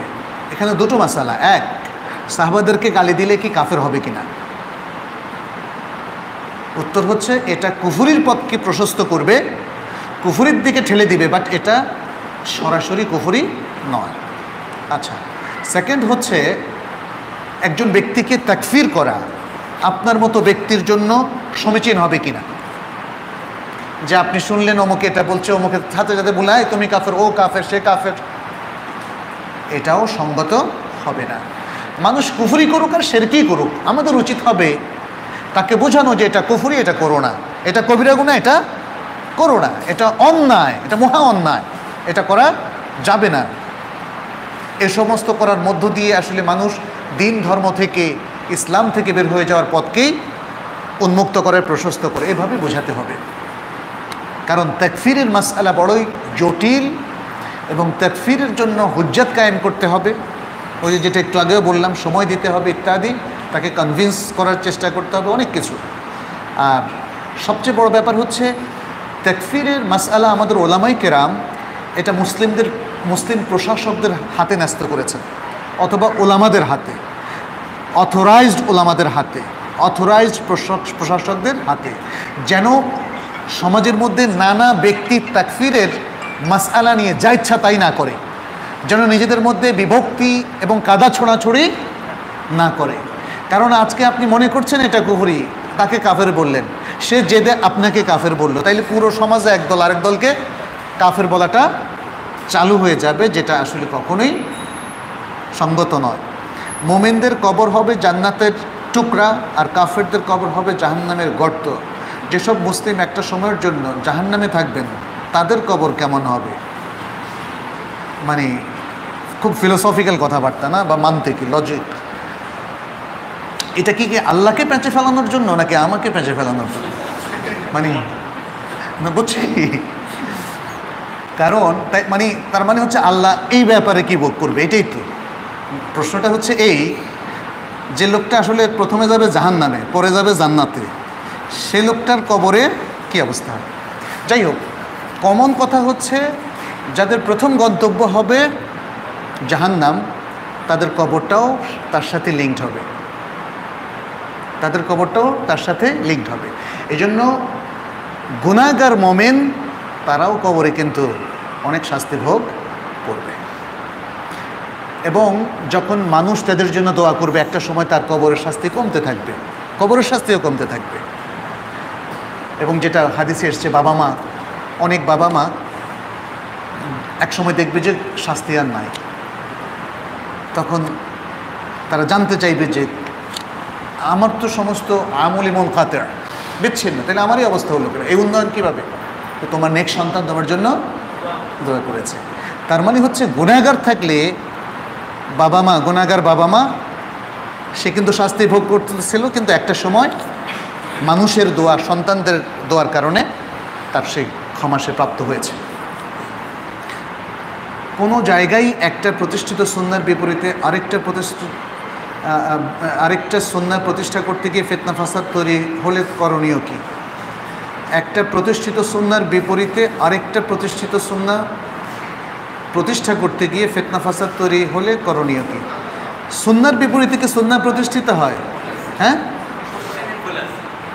জি, কোশ্চেনে মানে একটা প্রতিষ্ঠিত সুন্নাহর বিপরীতে আরেকটা বেদাতকে দূর করতে গিয়ে ফিতনা ফাসাদ, এটা হইতে পারে। কারণ ধরেন এখানে প্রতিষ্ঠিত সুন্নাহ আছে, এখন পাশে একটা বেদাতও আছে, এখন বেদাতকে যদি ঠেকাতে যাই তাহলে এই সুন্নাহটাও চলে যাবে, মানে প্রশ্নটা হয়তো এরকম হইতে পারে। অথবা সুন্নাহকে যদি প্রতিষ্ঠিত করতে যাই তাহলে উল্টা আরেকটা বেদাত চলে আসতে পারে, কারণ সুন্নাহ বিরোধী লোকগুলো আবার সুন্নাহকে ভালো তো বাসেই না, একটু ঘৃণা করে আর কি। তখন তারা জেদ করে, দেখা যায় উনি একটা সুন্নাহ প্রতিষ্ঠিত করতে চাইলে আমি 10টা বেদাত নিয়ে আসবো। এটা ঘটেছে ঢাকার কিছু কিছু মসজিদে, ঘটেছে, যেখানে দেখা গেল যে জুমাতে 2টো খুতবা, তারপরে মোনাজাত, সম্মিলিত মোনাজাত নাই, তো লোকজন খুব ক্ষেপেছিল। পরে দেখা গেল যে বেশ কিছু পরিবর্তন আনয়ন করে তারা সেখানে মানে 1 ডজনেরও বেশি বেদাত প্রতিষ্ঠিত করল। তবে আপনি সুন্নাহ প্রতিষ্ঠিত করতে গিয়ে এই কাল্পনিক ফিতনার ভয় করার কোনো কারণ নাই। যদি বাস্তবিক আপনার অবজারভেশন থাকে এবং বিজ্ঞ লোকেরা বলে যে না, এখন এই কাজ করা যাবে না, তাইলে বড় ধরনের রক্তক্ষয়ী কিছু ঘটে যাবে। কারণ মানুষ তো ফেরোসাজ হয়ে যায়, অনেক সময় পশুত্বের অধম হয়ে যায়। সে সমস্ত ক্ষেত্রে বিজ্ঞ ওলামাই কেরাম এবং তাদের পরামর্শে ধৈর্য ধরে ধীরে ধীরে আগানোটা ভালো। রাসূল সাল্লাল্লাহু আলাইহি সাল্লাম কত মুনকারাতের মধ্যে মক্কায় ছিলেন, সব মুনকারাত দূর করার মতো সামর্থ্য তখন তাদের হয় নাই, এবং সালাত পড়ার মতো সাহসও যদি কোনো সাহাবী দেখাতেন কাবা চত্বরে এসে, তাদেরকেও যে পিটুনি দেওয়া হয়েছিল, সে আবু যর গিফারি রাদিয়াল্লাহু তাআলা আনহু বলেন, ইভেন ওমর ইবনুল খাত্তাব কিংবা আরও অন্যদেরকে। তো তো তারা সাহসী পুরুষ হিসাবে অম্লান বদনে সেটা সহ্য করেছেন, কিন্তু শরিয়া সবসময় এটা বাধ্য করে না। রুখসাত নেওয়াটা শরীয়তে জায়েজ আছে, কিন্তু দেখতে হবে যে কনসিকুয়েন্স কি হবে। যে কাজটা আমরা করতে যাচ্ছি, যে সুন্নাহটা এস্টাবলিশ করতে যাচ্ছি, সেটার কারণে যদি ক্ষতিটা সুন্নত এস্টাবলিশমেন্টের চাইতেও বড় হয়ে যায়, অর্থাৎ যে মাসলাহাতটা চাচ্ছি, মাফসাদা বা ক্ষতিটা যদি তার চাইতে বড় হয়, তাহলে এখানে মাসলাহাতটা আনয়ন করা যাবে না। আর মাসলাহাতটা যদি বেশি হয়, মাফসাদাটা যদি সেই তুলনায় কম হয়, যত বড়ই হোক না কেন, কিন্তু মাসলাহাটা অনেক বেশি, তাহলে মাসলাহাতটা সেখানে আনয়ন করা যাবে। ইমাম ইবনে তাইমিয়া রাহমাহুল্লাহ চমৎকারভাবে এখানে সমাধানটা দিয়েছেন। তাহলে এই ধরনের ক্ষেত্রে আমরা তিনটা মূলনীতি পাচ্ছি। এক, মাফসাদা এবং মাসলাহা দুটো সমান। বুঝেছেন তো মাসলাহা মাফসাদা কি? মাসলাহা মানে জনস্বার্থ, মুসলিম জনস্বার্থ বা ইসলামের স্বার্থ বা ইসলামের কল্যাণ, মুসলিমদের কল্যাণ, এটা হলো মাসলাহা। আর মুসলিমদের অকল্যাণ, ইসলামের অকল্যাণ, সমাজের অকল্যাণ, এটা হলো মাফসাদা। তাহলে মাফসাদা এবং মাসলাহা এ দুটো যদি সমান হয়, তাহলে প্রাধান্য দিতে হবে মাফসাদাকে দূর করা, মাসলাহাটাকে আনয়ন করা নয়, মাফসাদাকে দূর করা। কারণ ইসলামের নিয়ম হচ্ছে আগে ক্ষতি দূর করতে হবে, এটা প্রায়োরিটি পাবে, তারপরে মাসলাহাত। যদি মাফসাদাটা বেশি থাকে, মাসলাহাটা কম থাকে, তাহলে আরও উত্তমভাবে মাফসাদাটাকেই দূর করতে হবে, মাসলাহাটা আনা যাবে না। আর যদি মাসলাহাটা বেশি থাকে, মাফসাদাটা কম থাকে, তাহলে এই সময় তার করণীয় হচ্ছে মাসলাহাটাকে আনয়ন করা এবং সেই জন্য চেষ্টা করা, সংগ্রাম করা। দাড়ি কাটা বা ছাঁটা কি জায়েজ আছে? দাড়ির দৈর্ঘ্য কতটুকু রাখতে হবে? আচ্ছা, দাড়ির ব্যাপারে রাসূল সাল্লাল্লাহু আলাইহি সাল্লামের নির্দেশ একদম ক্লিয়ার। রাসূল সাল্লাল্লাহু আলাইহি সাল্লাম দাড়ি রাখতে বলেছেন, দাড়ি রাখতে বলেছেন। ওয়াফুল লোহা ওয়াকুসুস শারিব, অনেকগুলো হাদিস, একটা দুটো না। ডক্টর সাইফুল্লাহর একটা বাংলা সংকলনও আছে, আর শাইখ বিন বাজের সহ আর অনেকের এ ব্যাপারে অনেক সুন্দর সুন্দর সংকলন আছে। এখন দাড়ি কাটার ব্যাপারে বিধানটা কি? দাড়ি শেভ করা হারাম, দাড়ি শেভ করা হারাম। আমাদের দেশে দাড়ি রাখাটাকে সুন্নত বলে, আসলে এটা ওয়াজিব। ওয়াজিব সে অর্থে, যে অর্থে জমহুর উলামায়ে কেরাম অবশ্য করণীয়, করলে সওয়াব, না করলে পাপ, যেটা বুঝিয়েছেন। এক্ষেত্রে ফরজ আর ওয়াজিবের অর্থ কিন্তু সেম, করলে সওয়াব, না করলে পাপ। এটা জমহুর উলামায়ে কেরামের সংজ্ঞা অনুযায়ী। তাহলে দাড়ি রাখাটা হলো ওয়াজিব, মানে নিম্নতম, এটা হচ্ছে বিশুদ্ধ কথা। দাড়ি শেভ করাটা তাহলে হারাম। এখন দাড়ি ছোট করা নিয়ে উলামাদের কেউ কেউ ইখতিলাফ করেছেন। অনেকে বলেছেন যে না, দাড়ি ছেড়ে দেওয়াটাই ওয়াজিব, দাড়িতে কোনো টাচ করা যাবে না। এক্ষেত্রে ডক্টর আব্দুল মোহসেন আব্বাদ, ওনার একটা সুন্দর সলিউশন আমরা দেখেছি।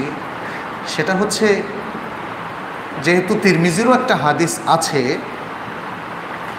ইবনে ওমর রাদিয়াল্লাহু তাআলা আনহুর হাদিস আছে, সব কিছুর আলোকে শেখ আব্দুল মোহসেন আব্বাদ বলেছেন দাড়ি এই পরিমাণ বড় করা উচিত যাতে দাড়ি রাখা তাকে বলে। এখন হয়তো বলবেন যে কেউ তো ছোট ছোট করে পিঁপড়ার মতো দাড়ি রাখা বলে, সেটা গ্রহণযোগ্য হবে না। সমাজে যেই পরিমাণ বড় দাড়ি রাখলে দাড়ি রাখা বলে, সেটা হচ্ছে ওয়াজিব, আর একদম ছেড়ে দেওয়াটা হলো সুন্নাহ। এই সলিউশনটাই আমাদের কাছে সবচেয়ে সুন্দর মনে হয়, মধ্যবর্তী একটা সলিউশন, মানে একদম জীবনে কোনো দিনই স্পর্শ করাই যাবে না, করলে সে কবিরা গুনাহগার হবে, বিষয়টা সেই পর্যায়েরও নয়। আবার ছোট ছোট দাড়ি রাখবেন সেটা নয়, বরং দাড়ি তিনি ছেড়ে দেবেন, একটা মাকুল পর্যায়ে দাড়ি রাখবেন, যাতে তাকে মানুষ বলে যে তিনি একজন সম্মানিত ব্যক্তি। সাধারণত ওলামায়ে কেরাম যেভাবে দাড়ি রাখেন, এটাই হলো দাড়ি রাখার সঠিক পদ্ধতি। যারা প্রিন্স কার্ড বা ফ্রেঞ্চ কার্ড দাড়ি রাখে, ওইটা কিন্তু ওলামাদের পদ্ধতি না। সুতরাং ওরকম সূক্ষ্মভাবে কাটিং মাস্টারের মাধ্যমে নাকি না, বা কি বলে এদেরকে, যারা সেলুনে কাটে, সেটা কিন্তু আসলে কোনো মতে সুন্নাহ সমর্থিত না। যে রুকু পেলে কি রাকাত গণনা করবো নাকি রাকাত গণনা করা যাবে না? জমহুর উলামায়ে কেরাম রুকু যদি তিনি এই পরিমাণ পান যাতে একটা তাসবিহ সুবহান রাব্বিয়াল আযীম ধীরে সুস্থে সুন্দর মতো পড়া যায়, তারা বলেন যে রুকু পেলে রাকাত পাওয়া হলো। এটা ওই এক সাহাবী, তিনি রুকু পাওয়ার জন্য সফের আগে থাকতেই তিনি রুকুতে চলে গিয়ে আস্তে করে হেঁটে হেঁটে সফে এসেছিলেন। তাকে রাসূল সাল্লাল্লাহু আলাইহি ওয়াসাল্লাম বলেছিলেন, জাদাকাল্লাহু ওয়ালা হিরসান ওয়ালা তাউদ, আল্লাহ তোমার আগ্রহ বাড়িয়ে দিক, তবে এটা আর করো না। এটার দ্বারা জমহুর উলামায়ে কেরাম বলেছেন যে তার সালাত বাতিল করেননি রাসূল সাল্লাল্লাহু আলাইহি ওয়াসাল্লাম, এই জন্য রুকু পেলে রাকাত পাওয়া হয়। তবে সমস্যা তৈরি হয় যখন আমরা বলি যে সূরা ফাতিহা পড়াটা রোকন, তখন উলামায়ে কেরাম অনেকেই বলেছেন যে সে সালাত আল্লাহু আকবার বলে শুরু করে সে সূরা ফাতিহাটা দ্রুত পড়ে নেবে। শেখ মুখতার বলেছেন অধিকাংশটা পড়ে তারপর রুকুতে যাবে, এরপরে যদি রুকুতে পায় তাহলে তার সালাত হয়ে গেল। তো জিনিসটা ডিসপুটেড। আমার কাছে শেখ মুখতার যে সমাধানটা দিয়েছেন যে আমাদের চেষ্টা করতে হবে সূরা ফাতিহাটা পড়ে নেওয়া, তারপরে রুকুতে যাওয়া এবং দ্রুততম পড়ে নেওয়া। তাহলে সবগুলো হাদিসের মধ্যে যেভাবে আমরা হাদিসগুলোকে পেয়েছি, আমাদের শায়েখরা বলেছেন যে সূরা ফাতিহা পড়া রুকুন, তাহলে সেই মতটাকে সেভাবে পরিপালন করলেই সবচেয়ে উত্তম হয়। আল্লাহু তাআলা আলাম। আযানের সময় হয়ে গেছে, আজকে আমরা এখানে শেষ করছি। হাদা সাল্লাল্লাহু সাল্লাম আলা নবিয়িনা মুহাম্মাদ ওয়া আলা আলিহি ওয়া আসহাবিহি আজমাইন। আসসালামু আলাইকুম ওয়া রাহমাতুল্লাহ। সুবহানাকাল্লাহুম্মা ওয়া বিহামদিকা।